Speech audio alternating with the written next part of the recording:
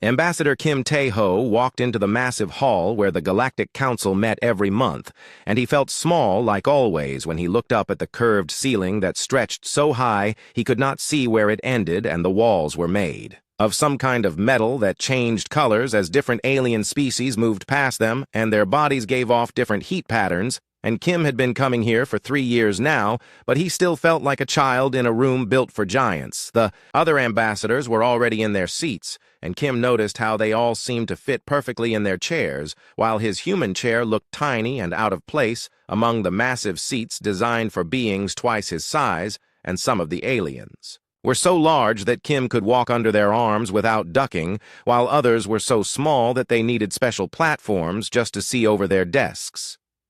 Chancellor Vex Moran of the Hegemony of Six was speaking in his deep voice that sounded like rocks grinding together, and Kim put on his translation device to understand what the 8-foot-tall creature was saying about trade agreements with some species Kim had never heard of, and Kim waited patiently for his turn to speak like he had been doing for 3 years. And like always, he would present evidence of attacks on human colonies, and like always, the other aliens would nod politely and promise to look into it, and nothing would change.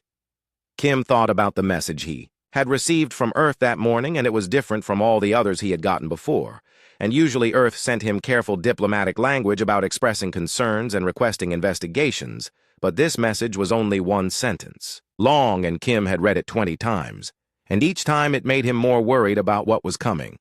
Dr. Park So-jin was sitting in the human observation section, and she had flown here from Earth to present her research about what the Vorthak Empire had been doing to human settlements, and Kim knew that Dr. Park was one of the smartest people on Earth, and she had spent her whole career studying alien biology and helping humans understand how to live peacefully with other species. But now, she looked tired and angry in a way that Kim had never seen before. The Vorthak ambassador was a creature called Krextal, and he looked like someone had crossed a lizard with a spider and given it teeth that could bite through steel, and Krextal always spoke about humans like they were pets that had learned to use tools, and Kim had learned to ignore the insults because getting angry would not help Earth, but today felt different because of the message in his pocket. Kim stood up when Chancellor Vex Moran called on him, and he walked to the speaking platform that had been built lower than all the others so humans could reach it without help, and Kim looked out at dozens of alien faces that ranged from barely recognizable as living creatures to things that looked almost human, except for details that made Kim's skin crawl, and he began to speak. 3 years ago, Earth joined this council because we believed that intelligent species could work together and solve problems without violence, Kim said, and his voice echoed in the huge chamber, and several aliens made sounds that Kim's translator told him were expressions of boredom, and Kim continued. In these 3 years, human colonies have been attacked 47 times by Vorthak raiders, and each time we have brought evidence to this council and asked for help. Krextal made a sound like metal scraping against stone, and Kim's translator said it meant laughter, and Kim felt his hands shake slightly, but he kept talking because that was his job, and Earth was counting on him to be diplomatic even when he wanted to do something else. Dr. Park So-jin has traveled here to present new evidence about what happened at New Busan Colony, Kim said, and he gestured for Dr. Park to join him, and she walked up to the platform carrying a data pad that contained images and reports that Kim knew would make the aliens uncomfortable if they bothered to look. Dr. Park connected her device to the council's display system, and suddenly, the air above the platform filled with 3-dimensional images that showed the remains of what had been a peaceful farming community, and Kim watched the alien faces as they saw houses that had been burned and fields that had been poisoned and bodies that had been left where they fell, and most of the aliens looked away or made their version of disgusted sounds. New Busan was home to 12,000 humans, including 3,000 children, Dr. Park said, and her voice was steady, but Kim could hear the anger underneath it. And Kim had known Dr. Park for 2 years, and she had always been gentle and patient when dealing with aliens, but now she sounded like someone who had seen too much death. The attack came without warning, and the Vorthak ships targeted civilian areas first, Dr. Park continued, and the images changed to show the wreckage of schools and hospitals and playgrounds, and Kim saw some of the smaller alien species make movements that he recognized as distress. But The larger predator species, like the Vorthak, just watched without reaction. Krextal stood up without waiting to be recognized, and he was so tall that his head nearly touched the ceiling, and when he spoke, his voice was loud enough that Kim felt it in his chest like thunder, and the translator worked hard to turn his words into something Kim could understand. The humans speak of attacks, but they built their colony in space that belongs to the Vorthak Empire, Krextal said, and Kim knew. This was a lie because New Busan had been built in empty space that no one had claimed, and Earth had checked with the Council before sending settlers there. The Vorthak Empire has warned these creatures many times that they are not welcome in our territory. Krextal continued, and his teeth reflected light in a way that made Kim think of weapons, and Kim wanted to argue, but he knew that interrupting would only make things worse. Dr. Park stepped forward, and Kim was surprised because she was not supposed to speak again without permission, but she looked up at Krextal without fear, even though he could have picked her up with one hand, and she said, New Busan was built in empty space, and the colonists were farming to feed Earth's growing population, and they had no weapons and no military, and your ships killed children who were playing in gardens. The chamber became very quiet, and Kim realized that most of the aliens had never heard a human speak with such direct anger. Before, and Kim had been trained to always be polite and diplomatic, but Dr. Park was a scientist, and she dealt with facts, and the fact was that thousands of humans had died for no reason. Chancellor Vex Moran made a gesture that meant the discussion was over, and Kim knew he should sit down and wait for the next item on the agenda. But instead, he reached into his pocket and pulled out the message from Earth, and he looked at it one more time before speaking. Earth has asked me to deliver a message to this council, Kim said, and his voice sounded different than it had before, and Kim realized he was no longer trying to sound diplomatic and apologetic, and several aliens turned to look at him with what might have been surprise. Kim read the message, exactly as Earth had sent it, and each word felt heavy in his mouth, and he said, Earth's final warning, stop attacking, or we stop pretending to be cultured. And when he finished speaking, the chamber was completely silent, and Kim could hear his own heartbeat and the sound of air moving through the ventilation system. Krextal made the scraping sound that meant laughter again, but this time it sounded forced, and he said, The little humans make threats now. But Kim noticed that Krextal's voice was not as steady as before, and some of the other aliens were looking at each other in ways that made Kim think they were having private conversations. Chancellor Vex Moran struck his speaking staff against the floor 3 times, and the sound echoed like gunshots, and he said, The Council acknowledges Earth's message. But his tone suggested that he thought the message was not important, and Kim realized that none of the aliens understood what the message really meant. Kim walked back to his seat, and Dr. Park followed him, and when they sat down, she whispered, Do you think they will listen?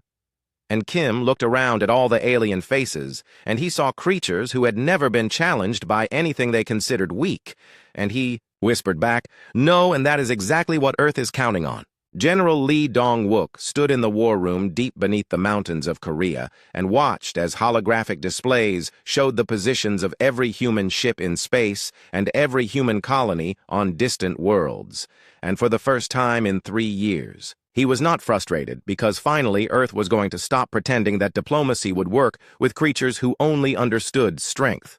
President Choi Mi-young walked into the room, followed by Admiral Kang Hyun-soo and Dr. Yoon Jae-min and Captain Nam Soo-young and all the other people who had been arguing for months that Earth needed to respond to alien attacks with something more than strongly worded letters and complaints to a council that clearly did not care about human lives. The Galactic Council has officially dismissed our warning as meaningless posturing, President Choi said, and her voice was calm, but General Lee could see the anger in her eyes, and he had known President Choi for 15 years, and he had never seen her look like someone who was ready for war. Krextal gave an interview to the galactic news networks and said that humans are barely capable of space travel and pose no threat to advanced civilizations, Admiral Kang added, and he was smiling, but it was not a happy smile, and General Lee recognized the expression because he had worn it himself when enemies made the mistake of underestimating human capabilities. Dr. Yoon Jae-min was holding a datapad, and he looked excited in a way that made General Lee uncomfortable because Dr. Yoon was supposed to be working on medical research to help humans adapt to alien worlds. But lately he had been asking strange questions about alien biology and immune systems, and genetic structures, the recall. Orders have been sent, Captain Nam said, and she was referring to the messages that had gone out to every human diplomat and scientist and cultural exchange officer in alien space, and the messages were simple and direct, and they said come home immediately and bring everything you learned about the aliens with you. President Choi walked to the center of the room where a large holographic Earth rotated slowly, and she touched a control that made the image expand to show the entire solar system, and General Lee could see the positions of the orbital defense platforms and the shipyards where Earth's fleet was built, and the research stations where humans studied technology they had learned from aliens. For 3 years, we have tried to be the kind of neighbors we hoped to find among the stars, President Choi said, and her voice carried to every corner of the room, and General Lee knew that this speech was being recorded and would be sent to every human military commander and every colony governor and every ship captain in space. We shared our culture and our knowledge and our friendship with creatures who saw our kindness as weakness. President Choi continued, and the holographic display changed to show images of human colonies that had been attacked, and human ships that had been destroyed, and human families that had been killed for no reason other than that they existed. We followed their rules of war and their codes of conduct and their treaties about what weapons could be used and what targets were acceptable, President Choi said, and General Lee remembered all the times he had been forced to hold back human forces because some alien treaty said that humans could not fight at full capacity today. That ends, President Choi said, and she turned to look at each person in the room, and General Lee saw something in her eyes that reminded him of humanity's ancient past when humans were hunters who killed to survive, and he realized that Earth's leaders had finally understood that the galaxy was not a civilized place. Admiral Kang stepped forward, and he was carrying orders that would change everything about how humans operated in space, and General Lee knew that these orders had been written months ago and kept secret until the moment when Earth decided to stop being diplomatic. All cultural exchange programs are terminated immediately, Admiral Kang said, and General Lee thought about the human teachers and artists and scientists who had been working on alien worlds to build understanding between species, and now they were coming home and bringing with them detailed knowledge of alien weaknesses. All humanitarian aid to alien civilizations is suspended, Admiral Kang continued. And General Lee knew that humans had been providing medical assistance and disaster relief and technological help to dozens of alien species, and now that help would stop, and those aliens would have to solve their own problems.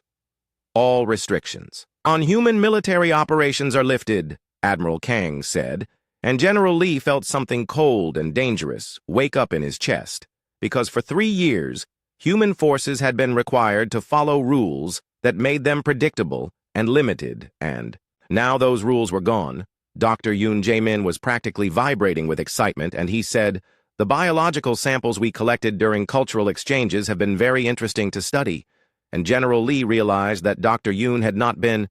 working on medical aid for the past 3 years, but had been learning how to kill aliens more efficiently. "I have isolated 17 different pathogens that are harmless to humans, but fatal to various alien species," Dr. Yoon continued. And General Lee understood that Earth had been preparing for this moment much longer than he had realized, and while the aliens thought humans were weak and peaceful, Earth's scientists had been quietly learning how to wage biological warfare. Captain Nam was looking at tactical displays that showed Vorthak patrol routes and supply lines and military bases, and she said, "The Vorthak Empire has 47 military outposts in this sector, and they rotate their patrols every 6 days, and their supply ships follow predictable routes, and they have never faced an enemy that fights the way humans fight." General Lee walked to the display, and he studied the alien positions, and he began to see patterns that the Vorthak had never bothered to hide, because they had never fought an enemy smart enough to exploit those patterns, and he realized that the aliens had made the classic mistake of preparing to fight the last war instead of the next one. "They expect us to challenge them to honorable combat,"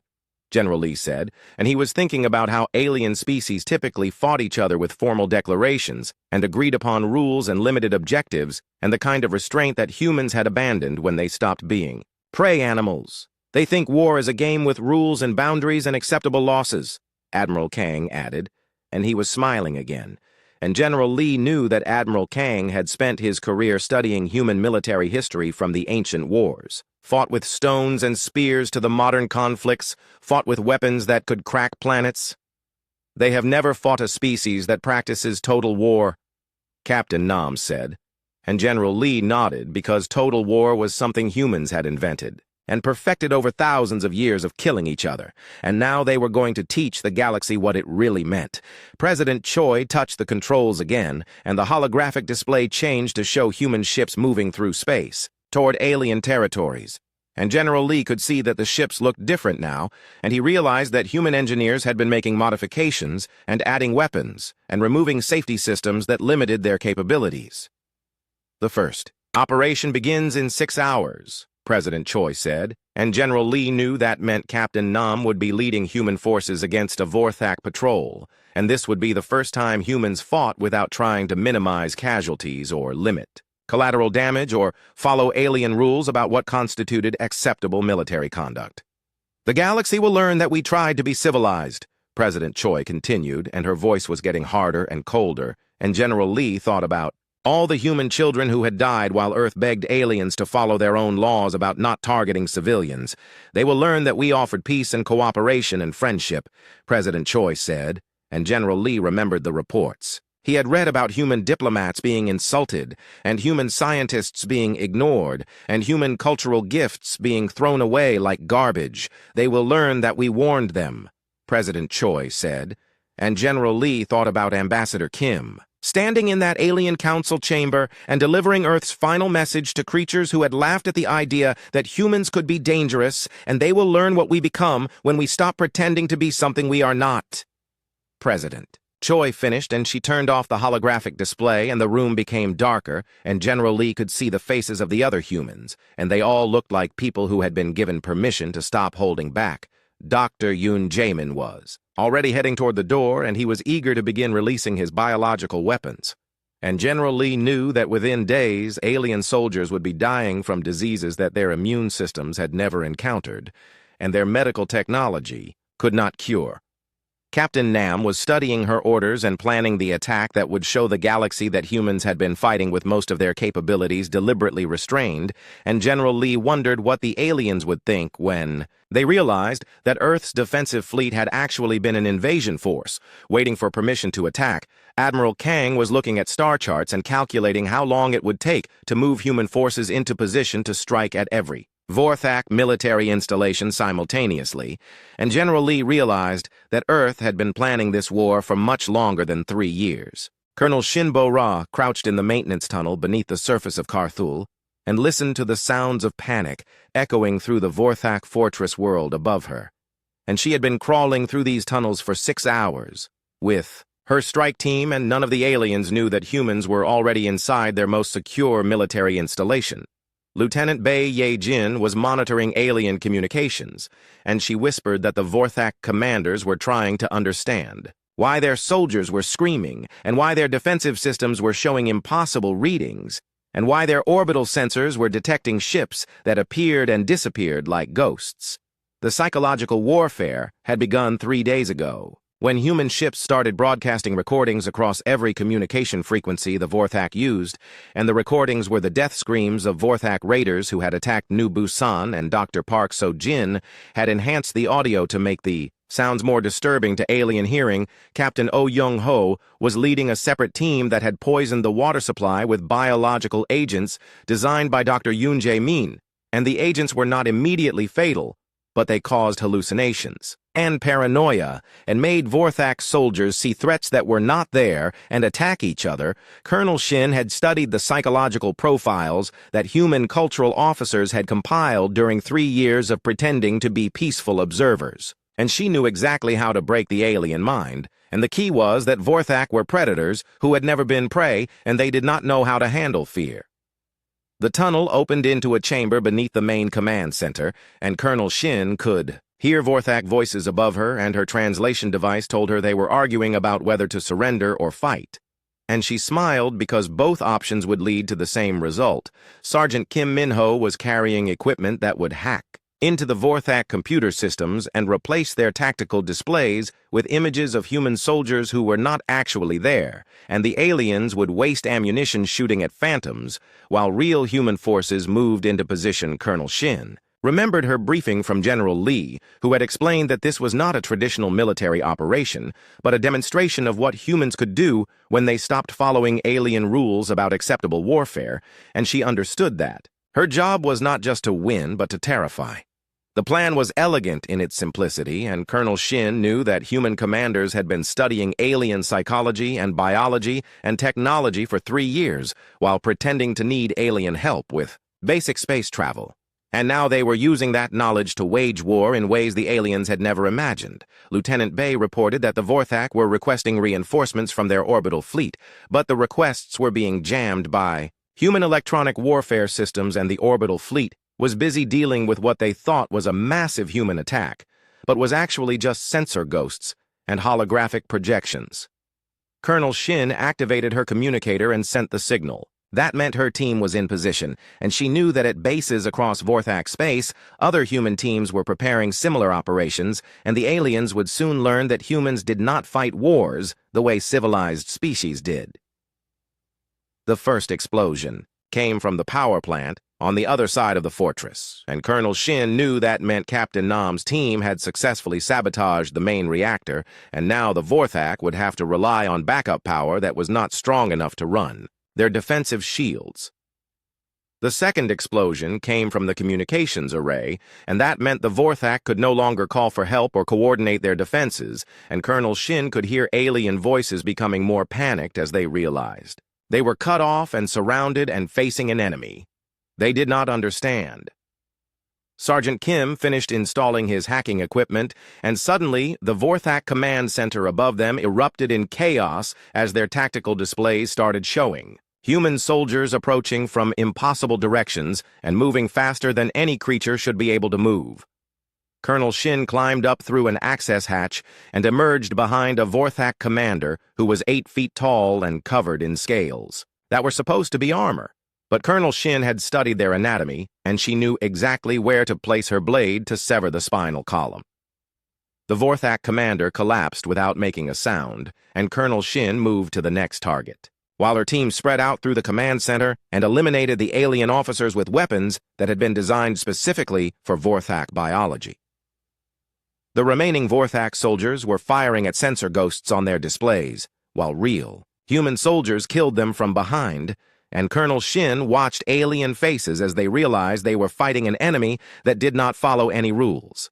They understood Lieutenant Bay was recording everything because Earth wanted documentation of how effectively humans could wage unrestricted warfare, and Colonel Shin knew that these recordings would be sent to every alien government as a demonstration of what would happen if they continued to attack human colonies. The fortress fell in less than 4 hours, and Colonel Shin stood in the command center, surrounded by dead aliens and broken equipment, and she activated her communicator to report mission success, and she felt nothing about the killing, because these creatures had murdered human children.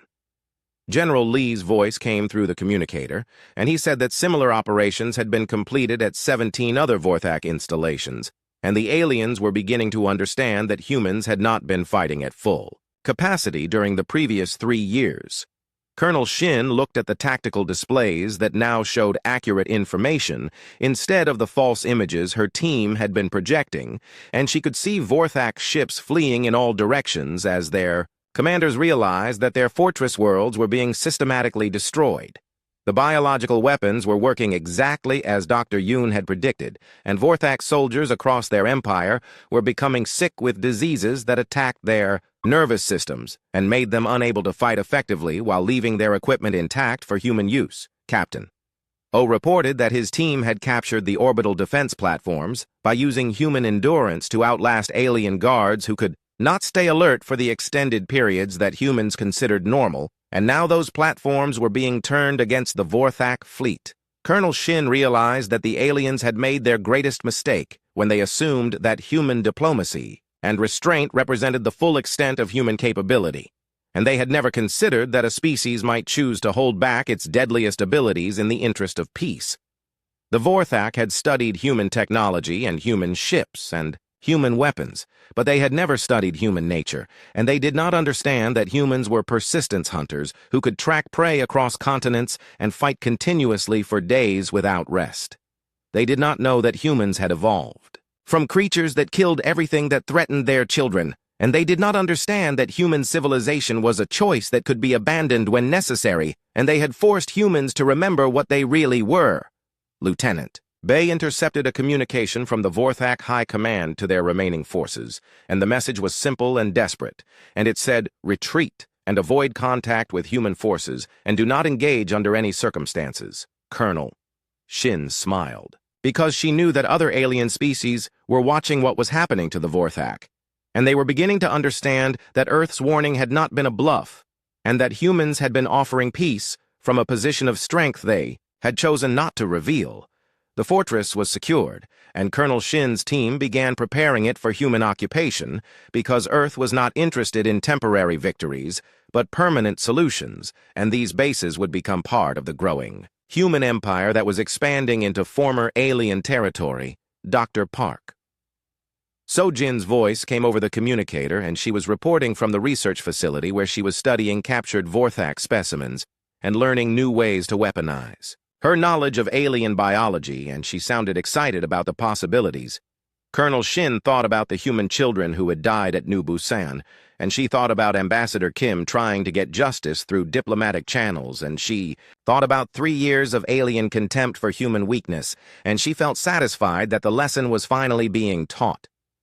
The galaxy was learning that humans had tried to be civilized neighbors and had offered friendship and cooperation and cultural exchange, and the aliens had responded with violence and mockery and dismissal, and now they were discovering what humans became when they stopped trying to be something other than what evolution had made them. Fleet Commander Ju Minho stood on the bridge of the human warship Seoul and watched through the view screen as the hegemony's greatest battle station burned in the darkness of space, and he felt no satisfaction in the victory because this was not about conquest, but about ensuring that no alien civilization would ever again mistake human restraint for weakness. Major Lim Haiwan was coordinating ground operations on 7 different worlds simultaneously, and her tactical display showed human forces advancing through alien cities with the methodical precision of persistence. Hunters who knew that their prey was already doomed and just had not realized it yet. The war had spread beyond the Vorthak Empire when the hegemony of 6 decided that humans represented a threat to galactic stability, and they had mobilized their combined fleets to contain what they called the human plague. And Commander Ju had smiled when he heard that, because plagues were exactly what humans had become. Dr. Choi Sun-hee was analyzing intercepted alien communications, and she had discovered that the various species in the hegemony were beginning to blame each other for the decision to fight humans, and she was carefully nurturing those suspicions by releasing selective information that made each species think their allies were planning to betray them.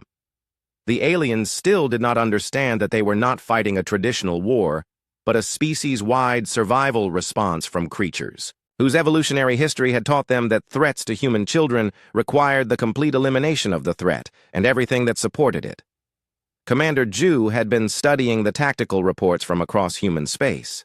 and he was amazed at how quickly his people had adapted to unrestricted warfare after 3 years of following alien rules about proportional response and avoiding civilian casualties and fighting with honor. Captain Lee Soo-min was leading a squadron of human fighters through the debris field that had been the hegemony's orbital command center, and she was hunting down escape pods because humans had learned that showing mercy to enemies only encouraged other enemies to test human resolve. The biological weapons developed by Dr. Yoon were spreading through alien populations faster than their medical systems could respond, and the diseases were designed to target specific genetic markers that existed in enemy species, but not in humans or their allies. Major Lim reported that human forces had captured another alien industrial world, and the factories that had been producing weapons for the hegemony were now being converted to produce equipment for human expansion, and the alien workers were being relocated to areas where they could not threaten human operations.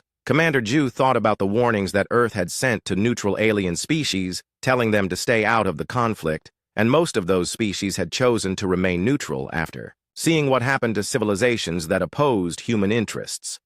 The speed of human expansion was terrifying, even to Commander Ju,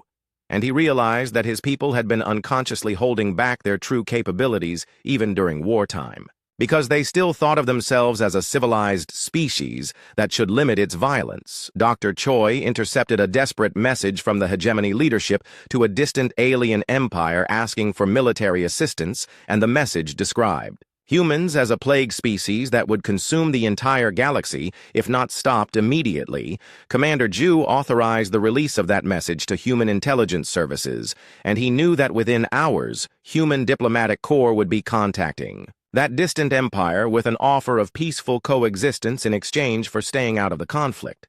The offer would include detailed recordings of what happened to species that chose to fight humans, and Commander Ju was confident that most rational civilizations would choose to avoid testing human military capabilities after seeing the evidence Lieutenant Park Dong-min was coordinating with human colonies that had been established on former enemy worlds, and he reported that the terraforming operations were proceeding ahead of schedule because humans were adapting alien technology to work more efficiently than its original designers had intended. The colonies were not just military outposts, but permanent settlements where human families were building lives on worlds that had been taken from species that had threatened Earth. And Commander Ju knew that these colonies would ensure that humans never again faced extinction. Major Lim reported that alien resistance was collapsing on multiple fronts as enemy commanders realized that humans did not take prisoners unless the prisoners had information that might be useful, and enemy soldiers were surrendering in groups rather than face human forces in combat. Psychological warfare campaigns were working exactly as planned, and alien populations were fleeing from advancing human forces because they had heard stories about what humans did to civilizations that killed human children, Dr. Choi was documenting. The breakdown of the Hegemony Alliance as member species began negotiating separate peace agreements with Earth, and she predicted that within 6 months, the alliance would collapse completely as former allies turned their weapons on each other. Commander Ju received a message from Admiral Kang reporting that human forces had captured the Vorthak homeworld and that Krextall had been found dead in his command bunker, apparently killed by his own subordinates who had hoped that surrendering their leader would earn them mercy from human forces. The message also reported that the Vorthak species would be relocated to reservation worlds where they could live under human supervision and would never again have access to interstellar transportation or weapons technology. Captain Lee requested permission to pursue fleeing hegemony ships into neutral space, and Commander Ju granted the request because he knew that allowing enemies to escape would only mean having to fight them again later when they had recovered and rebuilt their forces. The human doctrine of total war meant that enemies were pursued until they were completely unable to continue fighting, and their capacity to make war was permanently eliminated, and their territories were occupied by human settlers who would ensure that those worlds never again threatened. Earth Lieutenant Park reported that human scientists were studying captured alien technology and were already developing improvements that would make human ships faster and human weapons more deadly and human defenses more effective than anything the galaxy had seen. Dr. Choi was analyzing alien cultural databases, and she was learning how different species thought about war and peace and cooperation. And she was developing strategies for managing alien populations under human rule that would prevent future rebellions.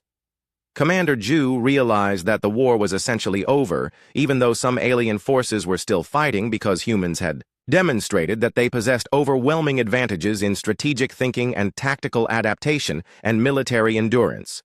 The aliens had built their civilizations around the assumption that war was a limited activity conducted according to established rules between roughly equal opponents, but humans understood that real war was about survival and required the complete destruction of threats. Major Lim reported that human casualties remained minimal because human forces were fighting, with advantages that alien military doctrine had never anticipated, and enemy commanders were making tactical decisions based on assumptions that did not apply to human capabilities. The final hegemony fleet was approaching the human battle line, and Commander Ju could see on his tactical display that the alien ships were moving in formation patterns that had been effective against other alien species but would be useless against human adaptive tactics.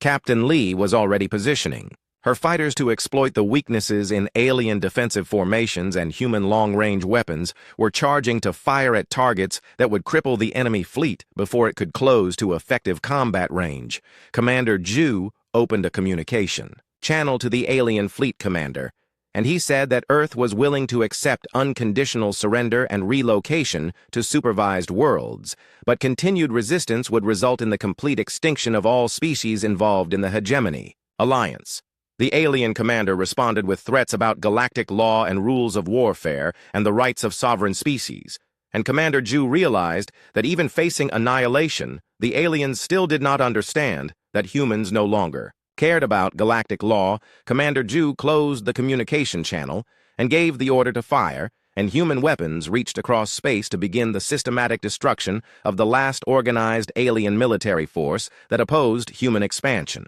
into the galaxy. Admiral Kang Hyun-soo walked through the corridors of what had once been the Galactic Council building on Nexus Prime, and he noticed how the architecture looked different now that humans controlled it, and the walls had been reinforced, and the chambers had been redesigned to accommodate human security requirements, and the symbolism of the changes was not lost on the alien delegations that came here to negotiate. Ambassador Kim Tae-ho had returned to his old position, but his title was now High Commissioner of Galactic Affairs, and instead of pleading with aliens to follow their own laws, he was dictating the terms under which alien civilizations would be permitted to exist in human-controlled space. The surviving alien species had learned to arrive on time for meetings and to speak respectfully when addressing human officials and to accept whatever decisions humans made about territorial disputes and trade agreements and military limitations, because the alternative was joining the Vorthak on supervised reservation. World's President Choi Mi-young was in the main council chamber meeting with representatives from 12 different alien governments, and all of them had requested permission to surrender formally and accept incorporation into the human sphere of influence. Dr. Park So-jin was no longer studying alien biology to help humans coexist peacefully with other species, but was instead developing biological controls that would prevent alien populations from ever again becoming numerous enough to threaten human settlements. The war had ended not with a single decisive battle, but with the gradual realization among alien leaders that humans possessed military capabilities and strategic thinking that made resistance futile, and that continued fighting would only result in the complete extinction of their species. General Lee Dong-wook was reviewing reports from human colonies on hundreds of worlds that had been taken from hostile alien empires, and the colonies were thriving because humans had learned to terraform alien worlds more efficiently than their original inhabitants. The tribute system that Earth had established was providing resources that allowed human civilization to expand faster than any species in galactic history, and the alien governments were competing with each other to offer better terms in hopes of earning more favorable treatment from human administrators. Dr. Yoon Jae-min was working on medical treatments that would extend human lifespan and enhance human physical capabilities using biological techniques that he had developed while creating weapons to kill aliens, and his research was making humans into something more than they had been. Before the war, Captain Nam Soo-young was commanding the human peacekeeping fleet that patrolled alien space and ensured that no species attempted to rebuild military forces that could threaten human interests, and her ships were crewed by humans who had been born during the war and had never known a time when aliens were considered equals.